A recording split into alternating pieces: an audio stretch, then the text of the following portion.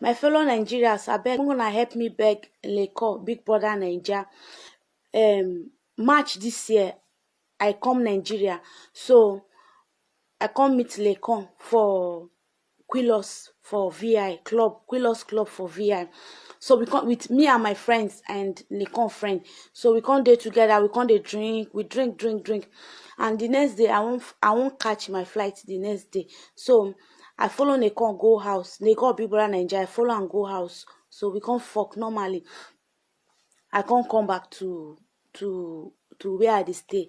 So not knowing say I don't get belle. So after I come dey vomit. I can't say I don't get belle. So the number wey give me now, because now one night stand. So number wey give me maybe no correct because me that I don't drink. The number they try and they call and the number no they go. I don't call, you know they go.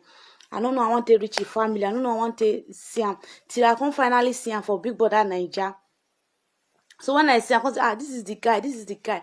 So thank God I don't see him. At least I no go born bastard. Mona help me share this video. May it reach Lekon hand. At least may he can't take responsibility as a father. Because I no one born bastard. You understand? Even my family self, they go disown. My mama self go disown me. I beg Leko, I beg where you dey.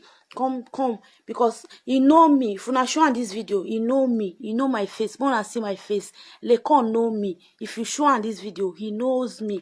So you know, fit deny. I beg. No be say na anything. Na just one night stand.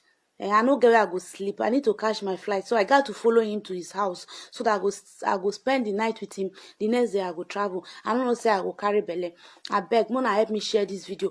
May it reach in hand. May it reach the family in hand so that he go come take responsibility of his child. My phone number now +9178 976 7138. My number be that. Or if you no fit reach me for my number, my Instagram name now call me Dera.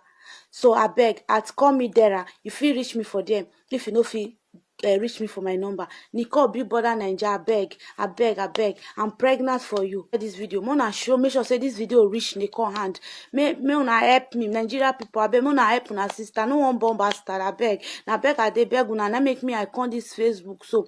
Why I con this internet so say make I tell una. Mona help me beg Nicole. Say that way you carry for one night stand. Say you don't get belle so that you can't take care of my pikin. I beg. I don't want to know. I know dey Nigeria. If I dey Nigeria, I fit go the house wey be say we foresee. But I know dey Nigeria. I no one bomb bastard. I beg. Mona help me. Thank you. God bless you now.